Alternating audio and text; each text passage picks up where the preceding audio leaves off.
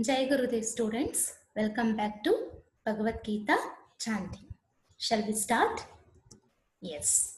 Join your hand, close your eyes.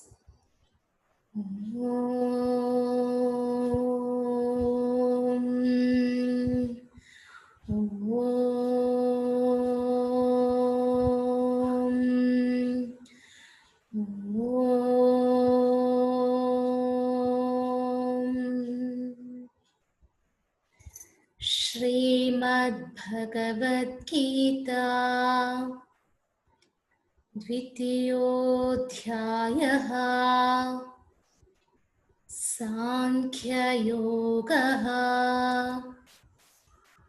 Shloka number 29. Observe my pronunciation. After that, we have to repeat. आश्चर्यवत् पश्यति कश्चिदेनम्. Repeat, children.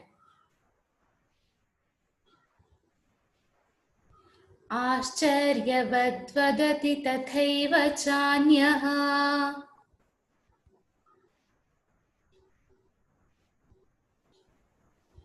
आश्चर्यवत् पश्यति कश्चिदेनम्. आश्चर्यवद् वदति तथैव चान्यः.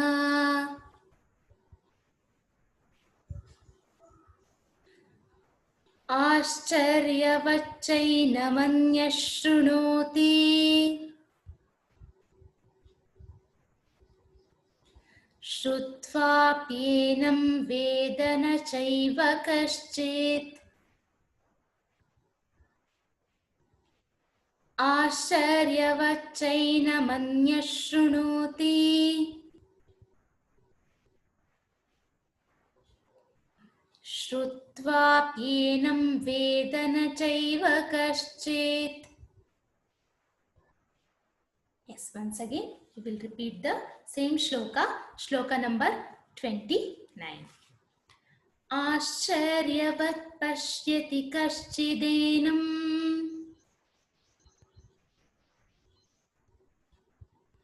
आश्चर्यवद् वदति तथैव चान्यः. आश्चर्यवच्चैनमन्यः शृणोति. श्रुत्वाप्येनं वेद न चैव कश्चित्. Translation is like this.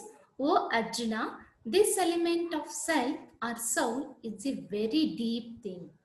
Some view it as a great wonder, and some other great ones explain this soul knowledge as a wonder. Similarly, some great one listens about it wonder-struck, and some do not understand the soul element even after being told. Yes, shloka number 30. Dehi nityamavadhyoyam. Repeat, children. देहे सर्वस्य भारत.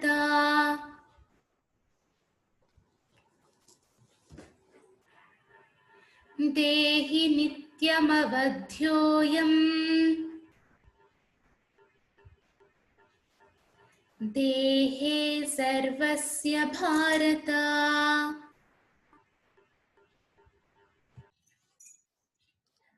तस्मात् सर्वाणि भूतानि.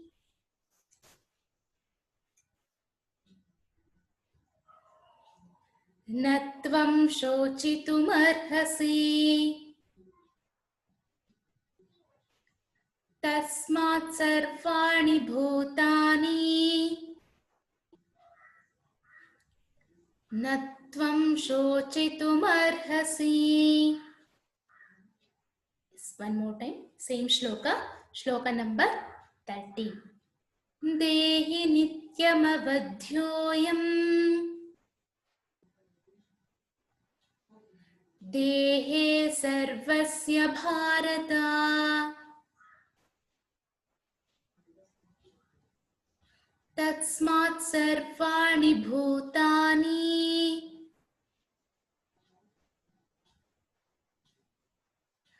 न त्वं शोचितुमर्हसि. Yes, very nice. Translation is like this. O Arjuna, the soul in all the bodies is immortal. It cannot be killed. So it is beyond you to grieve for all the creatures. Yes. Shloka number 31. Swadharmamapi chavikshya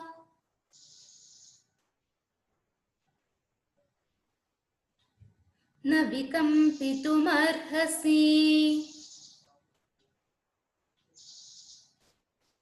स्वधर्ममपि चावीक्ष्य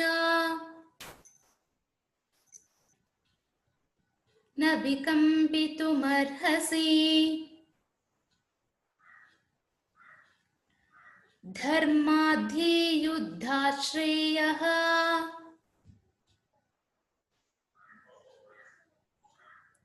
अन्यत् क्षत्रियस्य न विद्यते.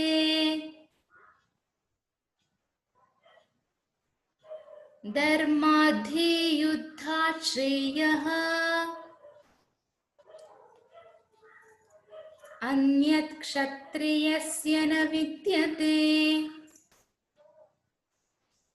Yes, once again, same shloka, shloka number 31. Swadharmamapi chavikshya na vikampitum-arhasi. Dharmadhi-yuddha-shreyah anyat kshatriyasya na vidyate. Yes, translation is like this. Even considering your own dharma means duty, O Arjuna, you should not fear, because the basic duty of your material race means Kshatriya is battling for truthfulness, nothing more important than that. Yes, shloka number 32. Yadruchaya chopapannam Swargadvaramapavrutam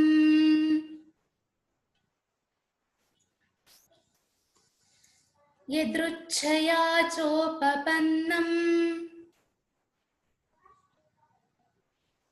Swargadvaramapavrutam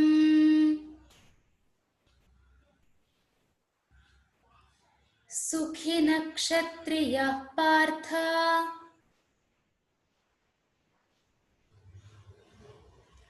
Labhante yuddhamidrusham.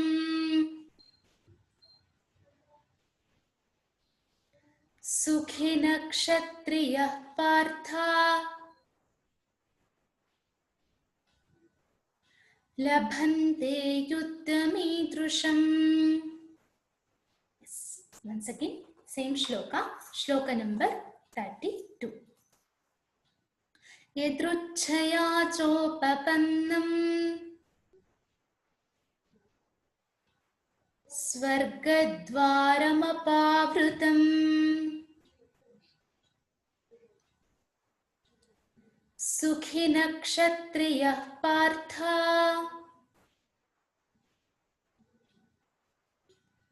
Labhante yuddhamidrusham.